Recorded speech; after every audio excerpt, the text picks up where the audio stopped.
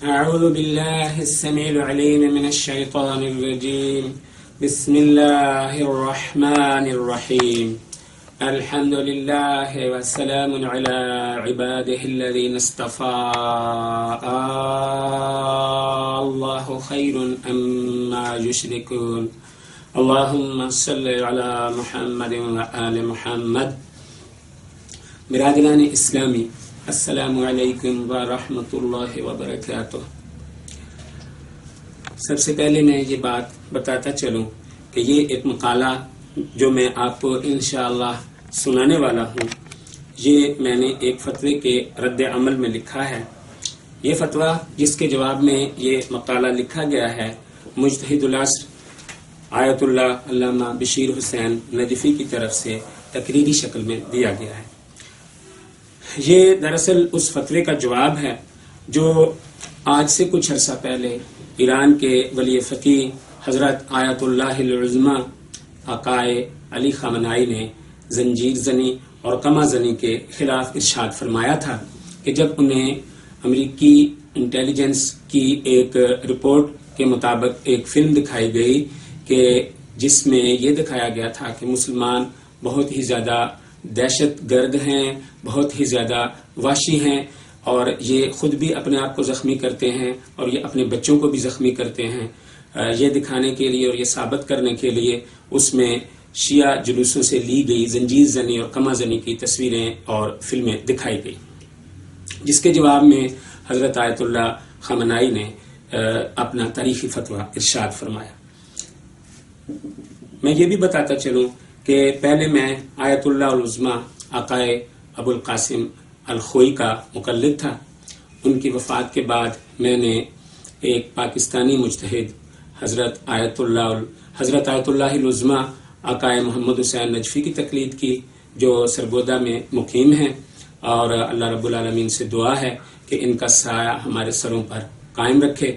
اور پھر آپ کے مشورے سے میں نے مرحوم آیت اللہ العظمی عقائے صادقی کی تقلید کی، اور ان کی تقلید میں آنے کے بعد میں قول احسن کا پابند ہو گیا، اور الحمدللہ کہ اب میں کسی کی تقلید نہیں کرتا، بلکہ اللہ تعالیٰ کی کتاب کے مطابق، جیسا کہ اپنی کتاب میں سورہ مبارکہ زمر کی 2 آیتوں کے تحت اس نے فرمایا ہے کہ اللہ تعالیٰ کے عقل مند بندے وہ ہیں کہ جو سب کی بات سنتے ہیں اور پھر اس میں سے قول احسن کو تلاش کر کے اپنا لیتے ہیں، یہی عقل مند ہیں اور انہی کے لیے خوشخبری ہے۔ یہ ان آیات کا مفہوم ہے۔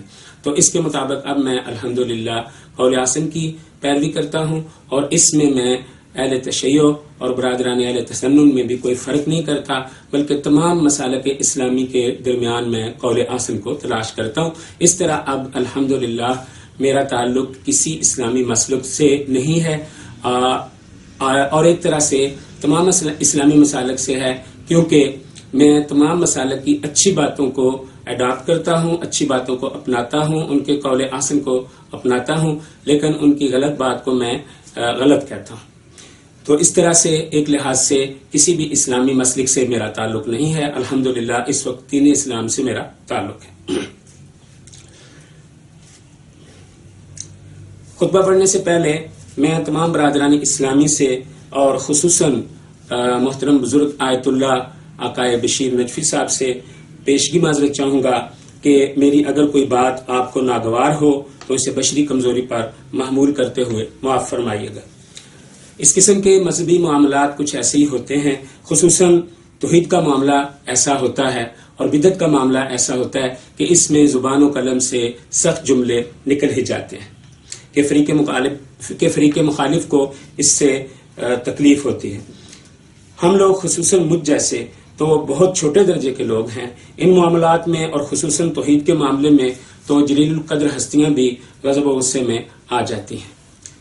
جناب موسیٰ علیہ السلام کا واقعہ مشہور ہے کہ جب آپ طور سے واپس تشریف لائے اور آپ کو اللہ تعالیٰ نے بتایا کہ تیرے پیچھے تیری قوم گمراہ ہو چکی ہے اور سامرینوں نے فتنہ زدہ کر دیا ہے، تو آپ جب واپس آئے اور قوم کو بچڑے کی پوجا میں مبتلا دیکھا تو سخت غصے میں آ گئے، اور اپنے پیغمبر بھائی جناب ہارون علیہ السلام کی داڑھی اور سر کے بال پکڑ کر اسے جھنجھوڑنے لگے اور انہوں نے جب عذر پیش کیا تو آپ کا غصہ ٹھنڈا ہوا، اور اس سے پہلے آپ نے جو تختیاں تھیں آپ کے ہاتھ میں تورات کی، جو اس وقت کا قرآن تھا، اسے غصے کی حالت میں زمین پر پھینک دیا، لیکن معاملہ توحید کا تھا، اس لیے اللہ تعالیٰ نے آپ کی اس بات کو بیان تو فرمایا لیکن اس پر کوئی سرزنش نہیں فرمائی۔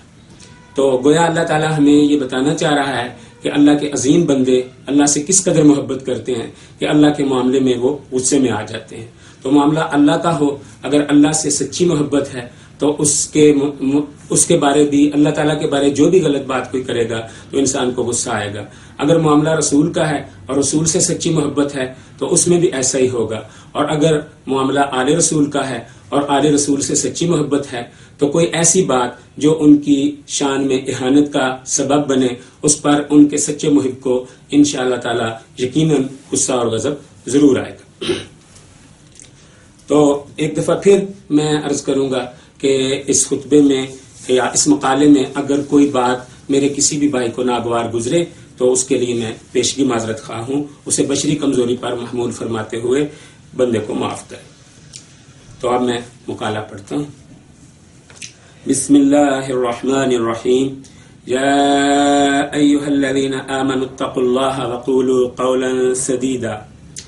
مومنین کرام، آج مجھے بے حد حیرانی ہوئی جب میں نے ایک بزرگ جید نجفی شیعہ عالم دین کی چند منٹ کی ویڈیو تقریر سنی جو انہوں نے ولی فقیہ ایران حضرت آیت اللہ سید علی خامنائی مدظ اللہ العالی کے ایک عظیم فتوے کے خلاف ارشاد فرمائی، انا للہ و انا الیہ راجعون۔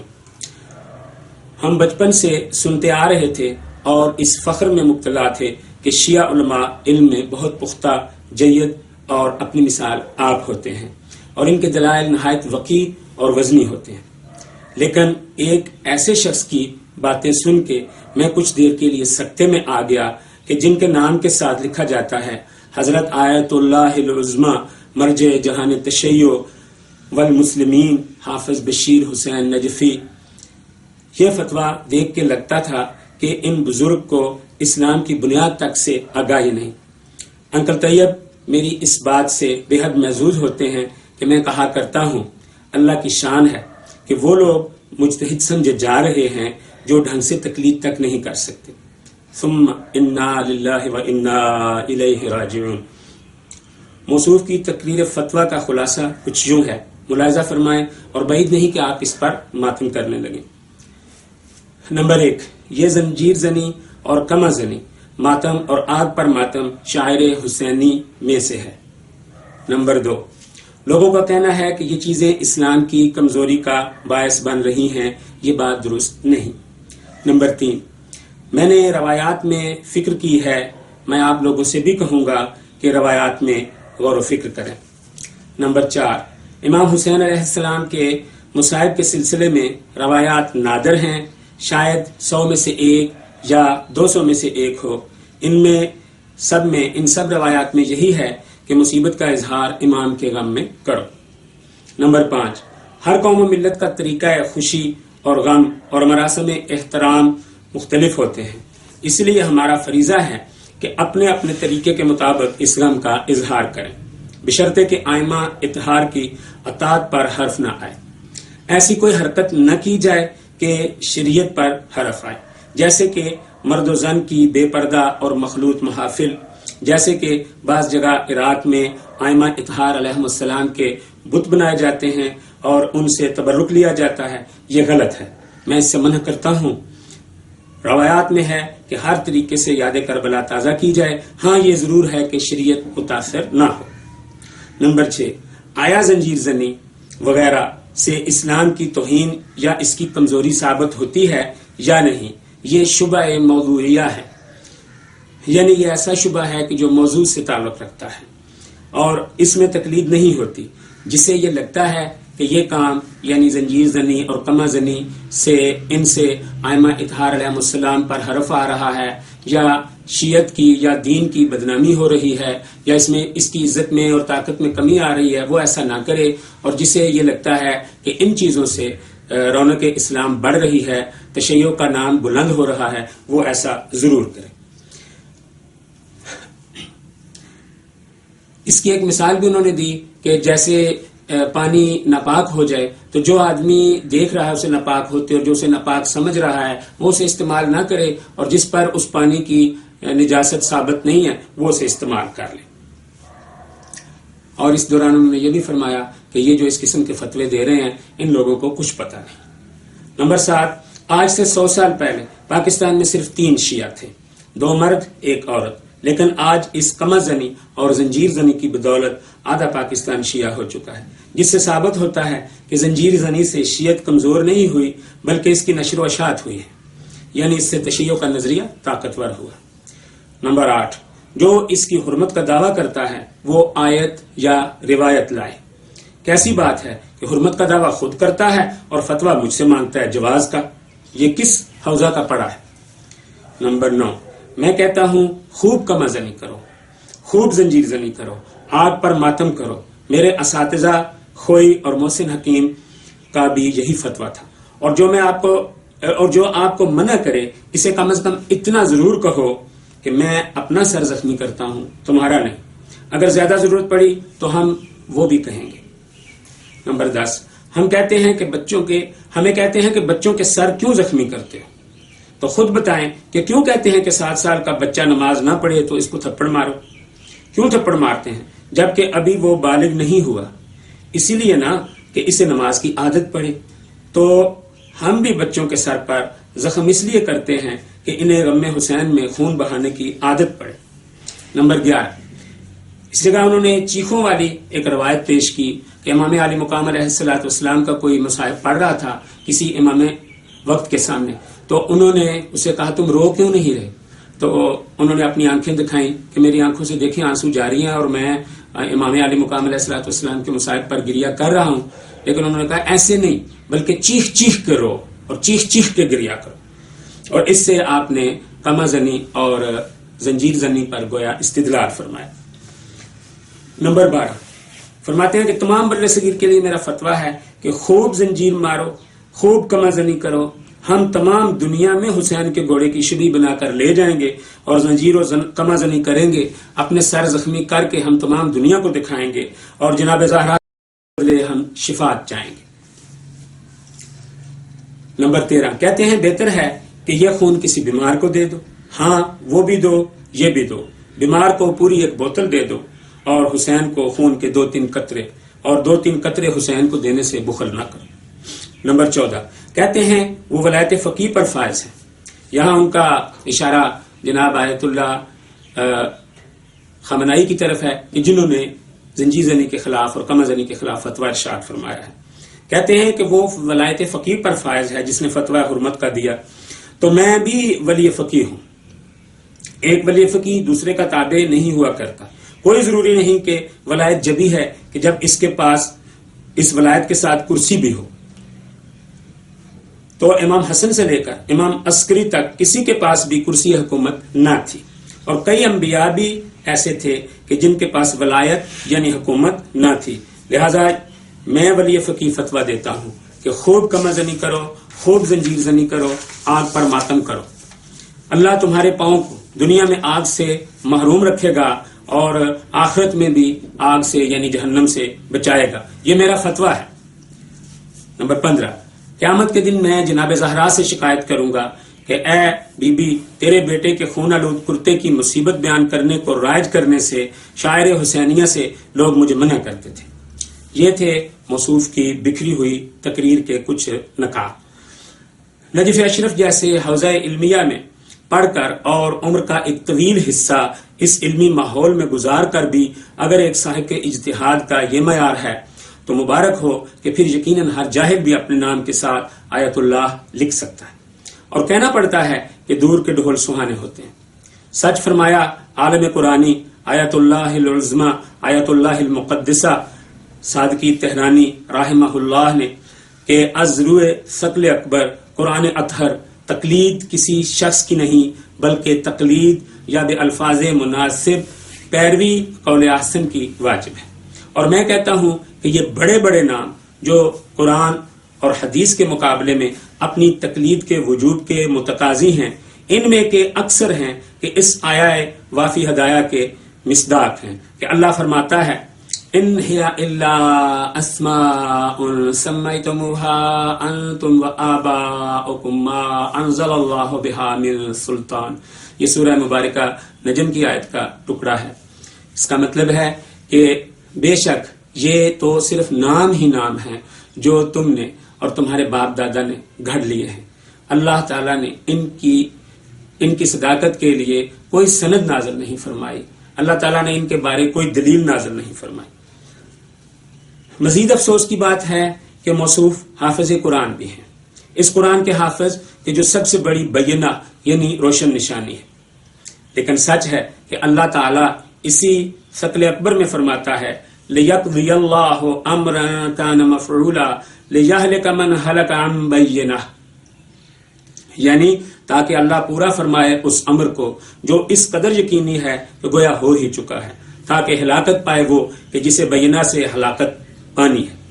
مرجع علی قدر نے جب تقریر کے دوران درود شریف پڑھا تو بھی مجھے سخت تعجب ہوا کہ جناب نے عمر عربوں میں گزاری اور ادائیگی الفاظ اس قدر شاندار، گوش بد دور.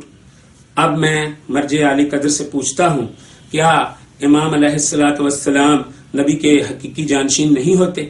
یقیناً ہوتے ہیں. تو نبی صلی اللہ علیہ وآلہ وسلم کے بارے میں تو قرآن حکیم میں آتا ہے یا ایھا الذین آمنوا لا تقدموا بین یدی اللہ ورسولہ، یعنی اے ایمان والو اللہ اور اس کے رسول پر پیر نہ کرو. اسی لیے تو تمام شیعہ نماز تراویح کو بدعت جانتے ہیں کہ اللہ کے نبی صلی اللہ علیہ وآلہ وسلم پر یہ ایک پیر ہے، اور باوجود یہ کہ تراویح میں ثقل اکبر قرآن کی تلاوت ہوتی ہے اور خالق اکبر اللہ ہی کی وہ لوگ اپنے زوم میں عبادت کرتے ہیں، لیکن پھر بھی تمام شیعہ تراویح کو بدعت اور گناہ سمجھتے ہیں.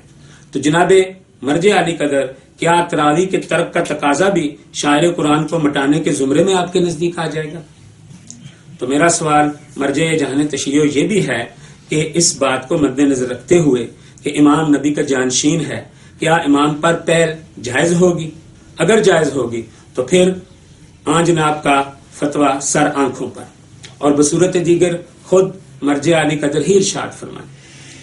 پھر میں مرجع علی قدر سے انہی کے قائد کے مطابق پوچھتا ہوں کہ کیا امام علی بن حسین زین العابدین علیہ السلام سے لے کر امام محمد بن حسن امام مہدی علیہ السلام تک کسی ایک نے بھی زنجیر زنی کا شرف، قمع زنی کا اعزاز یا آگ پر ماتم کرنے کا فضل حاصل کیا؟ اگر نہیں اور یقیناً نہیں تو کیا ہمارے لیے اللہ کے رسول صلی اللہ علیہ وآلہ وسلم کے بعد، ثقل اکبر کے بعد، انہی ذوات قدسیہ کا اسوہ حسنہ اپنانا ضروری نہیں؟ کیا بھول گئی مرجع علی قدر کو حدیث ثقلین؟ کوئی بات نہیں، اس عمر میں حافظہ تو بڑے بڑے حافظوں کا بھی کمزور ہو جاتا ہے. مرجع علی قدر سے میں یہ پوچھے بغیر بھی نہ رہوں گا کہ کیا ہم اپنے اعضاء و جوارح کے خود مالک ہیں یا ان کا مالک اللہ رب العالمین ہے؟ تو کس طرح ہم اس کی رضا کے علاوہ، اللہ کی رضا کے علاوہ ان اعضاء کو خرچ کر سکتے ہیں؟ کیا ہم اسی علی کے شیعہ نہیں کہ جو ذاتی مہمان کے لیے بیت المال کا چراغ تک روشن کرنا بھی گوارا نہ فرماتے تھے؟ پھر یہ ایک مومن کا خون ضائع کرنا کہاں کی دانشمندی ہے؟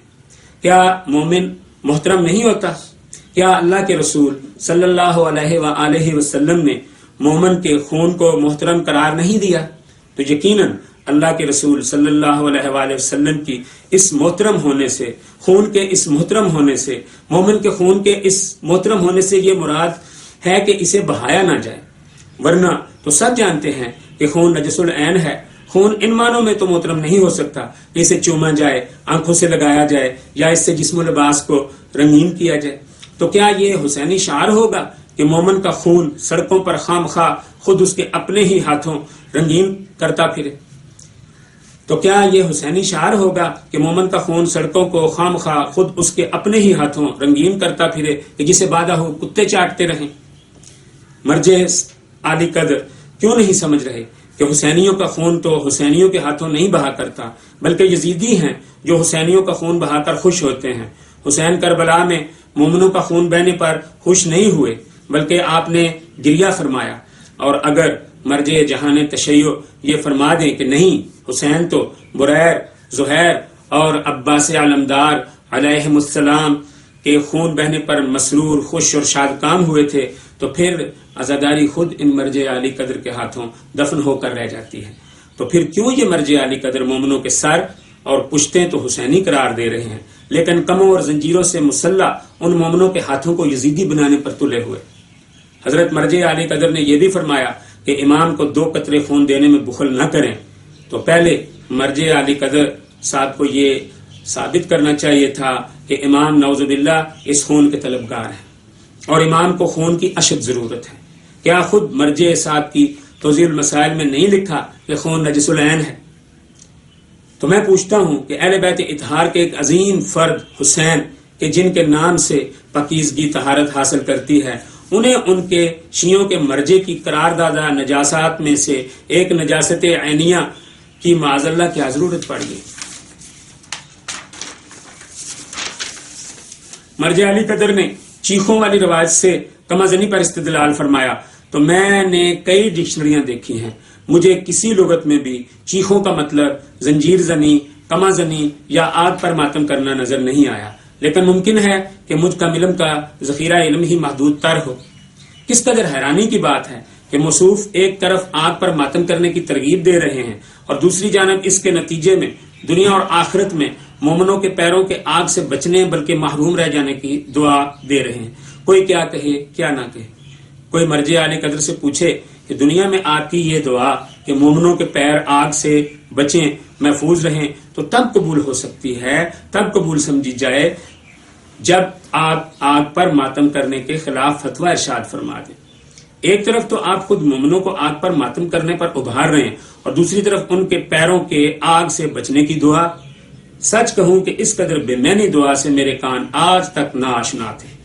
سچ ہے جب معاملہ ہی غلط ہو تو اس کے حق میں درست الفاظ کہاں سے آئیں؟ اور پھر ایک جگہ اپنی تقریر میں مرجع عالی قدر فرماتے ہیں جس کا مفہوم ہے کہ کمازنی والے جہنم میں نہیں جائیں گے، یہ میرا فتویٰ ہے۔ تو گویا اللہ تعالیٰ بھی معاذ اللہ مرجع عالی قدر کے فتوے کا پابند ہے۔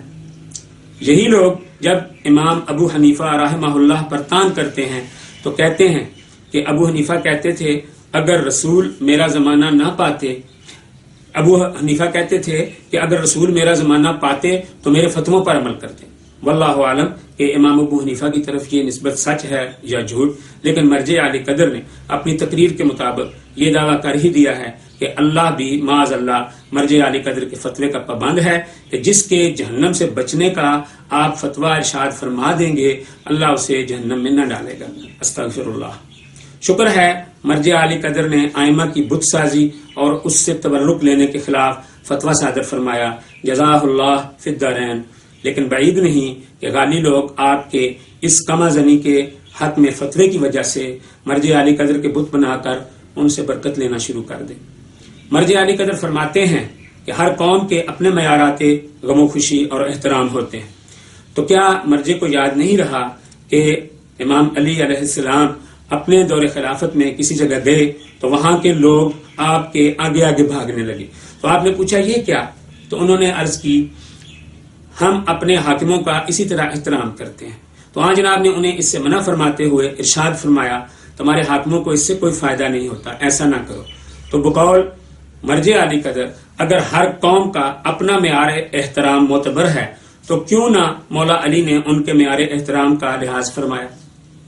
مرجع علی قدر کو معلوم ہونا چاہیے کہ الحمدللہ اسلام ایک مکمل ضابطہ حیات ہے اور اسلام کے اپنے مستند معیارات ہیں۔ حیرانی کی بات ہے کہ مرجع علی قدر فرماتے ہیں میں نے روایات میں فکر کی، ضرور کی ہوگی فکر، ہم آپ کی اس بات کو نہیں جھٹلاتے، لیکن یہ کہے بغیر بھی نہ رہیں گے کہ آپ نے یہ فکر اپنی فکر آخرت کو بالائے طاق رکھتے ہوئے فرمائی ہے، اور اس فکر کو بھی فراموش کرتے ہوئے کہ مبادہ یوم موعود کو شاید عظیم حسین علیہ السلام یا مادر حسین علیہ السلام اللہ کی بارگاہ میں اپنے شیعوں کو خود انہی کے ہاتھ زخمی کرانے کی سازش کی شکایت بارگاہ ربی میں عرض فرما دیں۔ یعنی ہو سکتا ہے کہ قیامت کے دن جناب فاطمہ علیہ السلام اللہ تعالیٰ کی بارگاہ میں یہ شکایت عرض فرمائیں کہ اے اللہ یہ ہیں وہ مرجع علی قدر جنہوں نے اس شیعوں کو خود انہی کے ہاتھوں زخمی کرانے کی سازش کی تھی۔ اس قدر افسوس کا مقام ہے کہ اسلام کی افضل الشعائر عبادت نماز کو بچوں کے سر زخمی کرنے کی بدعت پر مرجع علی قدر نے قیاس فرما لیا۔ یہ مرجع علی قدر کس حوزہ کا پڑا ہوا ہے کہ اسے اتنا بھی پتہ نہیں کہ قیاس تو شیعوں کے ہاں جائز ہی نہیں، اور یہ کیسا مرجع ہے کہ قیاس بھی مال فارغ کر رہا ہے، جو کہ قیاس کو حجت ماننے والوں کے ہاں بھی باطل ہے۔ تو کیا یہ مرجع علی قدر یوں بالواسطہ یہ فتویٰ نہیں داغ رہا کہ کمع زنی اور زنجیر زنی بھی نماز کی طرح واجب ہیں؟ اور اگر یہ مرجع صاحب یوں کمع زنی اور زنجیر زنی کو واجب قرار دے رہے ہیں تو کیا انہیں یاد نہیں رہا کہ تکلیف شرعی اس وقت تک تکلیف شرعی قرار نہیں پاتی جب تک کہ اس کا واضح اور بین ثبوت قرآن یا سنت میں موجود نہ ہو؟ تو بسم اللہ کریں پیش کوئی ثبوت، کتاب سے کوئی آیت یا سنت سے کوئی صحیح حدیث کہ یہ کمع زنی یا زنجیر زنی واجب ہے۔ اگر یہ خون نکالنا اتنا ہی ضروری اور اہم ہے کہ جیسے نماز کے لیے 7 سال کے بچے کو تھپڑ مارا جانا چاہیے، اسی طرح ننھے بچوں کے سر بھی زخمی کرنے لازم ہے، تو کیوں شریعت اسلامیہ میں کوئی ایسی عبادت نہیں کہ جس میں انسانوں کو زخمی کرنا ضروری ہو؟ کیا شریعت سازی اللہ تعالیٰ نے مراجع کے ہاتھ میں دے دی ہے؟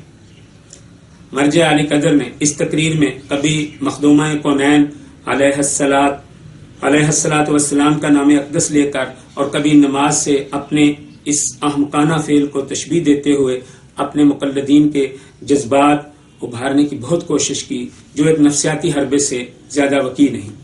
مرجع صاحب کو فکر نہیں ہونی چاہیے کہ لوگ ان کی بات رد کر دیں گے، اس لیے کہ ہمیشہ ایسا ہی ہوتا چلا آیا ہے کہ قطع نظر دلال و براہین کے غالب اکثریت باطل ہی کتابیں ہوتی ہیں۔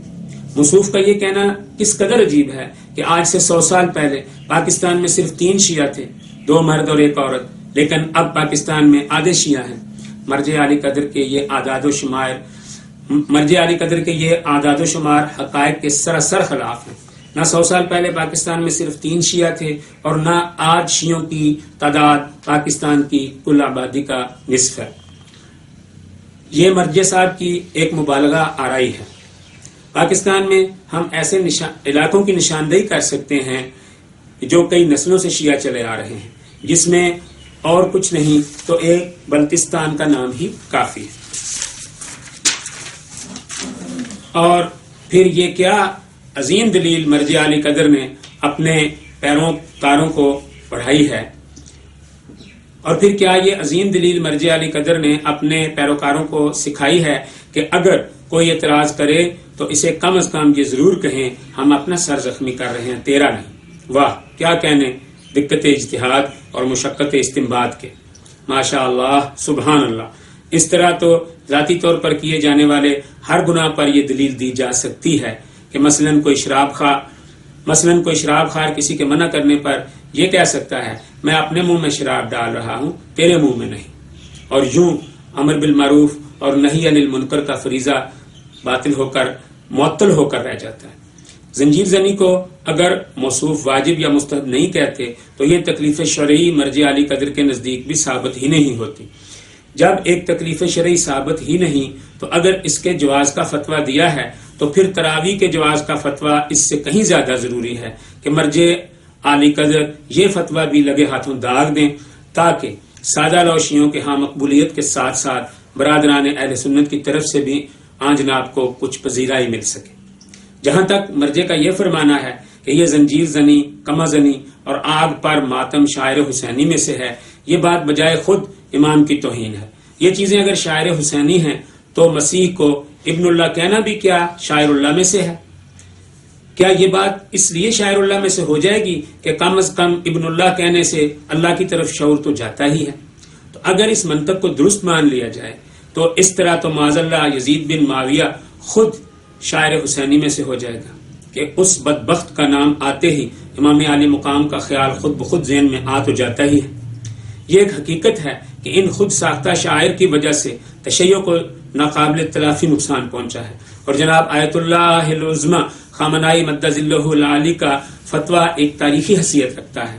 امید ہے کہ مرجع عالی قدر کو تو یہ حدیث معلوم ہی ہوگی کہ ائمہ اطہار علیہ السلام کا فرمان ہے، ہمارے شیعو تم جہاں بھی ہو ہمارے لیے زینت بننا، ہمارے لیے اہانت کا سبب نہ ہونا۔ میں مرجع عالی قدر سے یہ بھی عرض کروں گا کہ کیا ایک انسان کے لیے خود نماز کے راستے میں عذر پیدا کرنا جائز ہے؟ تو یقیناً مرجع عالی قدر یہی فرمانے پر مجبور ہوں گے کہ یہ جائز نہیں۔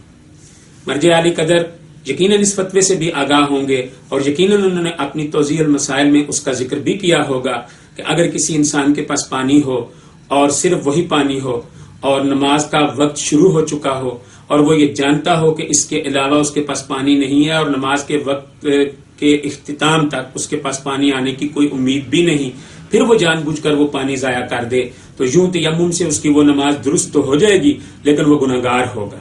اور بعض مراجع نے اس موقع پر یہ بھی لکھا ہے کہ تیمم سے وہ نماز بھی پڑھ لے اور اس کے بعد اس کی قضا بھی کرے، یعنی اس فوت شدہ نماز کی قضا بھی کرے۔ تو مجھے امید ہے بلکہ یقین ہے کہ اگر نماز شروع ہونے سے پہلے ایسی صورتحال ہو کہ کسی کے پاس پانی ہو اور ابھی نماز کا وقت شروع نہ ہوا ہو اور اسے یہ پتا ہو کہ آگے جو نماز کا وقت شروع ہونے والا ہے اس پورے وقت کے دوران، نماز کے اس پورے وقت کے دوران مجھے پانی نہیں ملے گا، تو بھی وہ پانی ضائع کر دے تو اگرچہ وہ حرام نہیں لیکن نامناسب یا کم از کم مکروہ ضرور قرار پائے گا۔ سوال ہے کہ کیا ناپاک لباس سے نماز ہو جاتی ہے؟ نجس بدن یا نجس لباس سے نماز ہو جاتی ہے؟ یقیناً اس کا جواب نفی میں ہوگا۔ ہاں، اگر کسی کو کوئی زخم لگ گیا ہے اور اس سے خون نہیں رک رہا تو مجبوراً اسی حالت میں نماز پڑھ سکتا ہے۔ تو کیا یہ زنجیر زنوں کی کمر اور سر کے ایسے زخموں کا خون جو خود ان کے ہاتھوں اختیاری طور پر لگائے گئے ہیں اور ان سے خون نماز کے دوران بھی نہیں رکتا اور سر کے مسے میں بھی مسائل پیدا ہو سکتے ہیں، ان کا مرجع علی قدر کے نزدیک کیا کوئی حرج نہیں ہے؟ کیا یہ اختیاری عذر سازی مرجع علی قدر کے نزدیک جائز ہوگی؟ اگر موصوف اسے جائز بھی کہہ دیں تو خلاف توقع نہیں کہ موصوف اس کما زنی کو نماز پر قیاس کر کے کم از کم اسے نماز کے برابر تو قرار دے ہی چکے ہیں۔ یہ مرجع علی صاحب پتہ نہیں بی بی سیدہ علیہ الصلوۃ والسلام سے کیوں ڈر رہے ہیں؟ کیا جناب سیدہ کوئی معمولی خاتون ہے کہ معاذ اللہ وہ بدعات کے عدم ارتکاب پر ناراض ہو جائیں گی؟ بلکہ میں کہتا ہوں کہ مرجع علی قدر کی یہ سوچ بجائے خود جناب سلام اللہ علیہ کی توہین ہے۔ ان ہستیوں کے فرامین کے مطابق اللہ کا نافرمان ان کا دشمن ہے، نہ کہ بدعات سے روکنے والا، بلکہ محمد و آل محمد صلی اللہ علیہ وآلہ وسلم کا فرمان ہے، جب کسی بدعت کا ظہور ہو تو عالم دین پر فرض ہے کہ وہ اپنے علم کا اظہار کرے، اگر وہ ایسا نہیں کرتا تو اس پر اللہ کی لعنت ہے۔ اللہ اپنی کتاب میں فرماتا ہے لا تلقوا بأیدیکم الی التہلکہ، کہ اپنے ہاتھوں خود کو ہلاکت میں مت ڈالو۔ کیا ان مرجع علی قدر کو علم نہیں کہ ہر سال ان کی اس شاعر حسینی کما زنی اور زنجیر زنی کے نتیجے میں کتنے ہی لوگ ہیں جو اپنی جان سے ہاتھ دھو بیٹھتے ہیں؟ 11 محرم کے اخبارات پڑھ لیں، آپ کو یقین ہو جائے گا۔ اور اب جناب کے فتویٰ سے اس تعداد میں ممکن ہے کہ اور اضافہ ہو جائے۔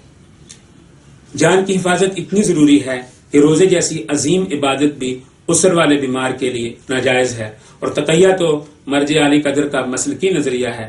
کیا اس کا مقصد بھی حفاظت جان ہی نہیں؟ مرجع علی قدر نے فتویٰ دیا کہ خوب کما زنی کرو، خوب زنجیر زنی کرو، آگ پہ ماتم کرو، اور میں یہ عرض کر چکا ہوں کہ ہر سال اس کے نتیجے میں کئی مومنین اپنی جان سے ہاتھ دھو بیٹھتے ہیں، اور ممکن ہے کہ اب اس فتوے کی برکت سے اس تعداد میں آئے دن اضافہ ہوتا چلا جائے۔ ایسے ہی علماء ہیں کہ سورہ توبہ کی آیت نمبر 34 کے ان الفاظ کے مصداق ہیں یا ایھا الذین آمنوا ان کثیرا من الاحبار والرہبان لیأکلون اموال الناس بالباطل ویصدون عن سبیل اللہ، یعنی اے مومنو، یقیناً بڑے درجے کے علماء اور راہبوں میں کے کثیر ہیں کہ لوگوں کے مال باطل طور پر کھاتے ہیں اور اللہ کی راہ سے روکتے ہیں۔ بات بہت لمبی ہو گئی، آخر میں بس اتنا عرض کرنے کی جسارت کروں گا کہ قرآن میں اللہ رب العالمین فرماتا ہے قل ان کنتم تحبون اللہ فاتبعونی یحببکم اللہ، اے رسول کہہ دے اگر تم اللہ سے محبت کرتے ہو تو میری پیروی کرو، اللہ بھی تم سے محبت کرے گا۔ تو پتہ چلتا ہے کہ محبت رسول صلی اللہ علیہ وآلہ وسلم سے بھی اس وقت تک کوئی معنی نہیں پا سکتی۔ تو پتہ چلتا ہے کہ محبت نبی اکرم صلی اللہ علیہ وسلم کی بھی ہو تو بھی اس وقت تک کوئی معنی نہیں پا سکتی جب تک کہ رسول صلی اللہ علیہ وآلہ وسلم کی اطاعت کا وہ محبت باعث نہ بنتی ہو۔ تو اسی طرح عزاداری کے بھی صرف اسی صورت میں کوئی مناسب معنی ہو سکتے ہیں کہ یہ ہمارے لیے امام عالی مقام علیہ الصلاۃ والسلام کی اطاعت کی محرک ہو۔ اور اللہ کی قسم امام کا اسوہ سوائے قرآن اور سنت کے کچھ نہ تھا۔ مت بھولے کہ ہمیں محمد اور آل محمد کی اطاعت کا حکم دیا گیا ہے، نہ کہ نعوذ باللہ ان ذوات قدسیہ کی عبادت کا۔ کوئی شک نہیں کہ عبادت صرف اللہ کی ہے۔ اللہ ہمیں قرآن کی روشنی میں محمد اور آل محمد صلی اللہ علیہ وآلہ وسلم کے اسوہ حسنہ پر عمل کی توفیق عطا فرمائے اور قول احسن کی پیروی کا سلیقہ عنایت فرمائے، آمین۔ وآخر دعوایا ان الحمد للہ رب العالمین۔ اللہم صلی علی محمد وآل محمد۔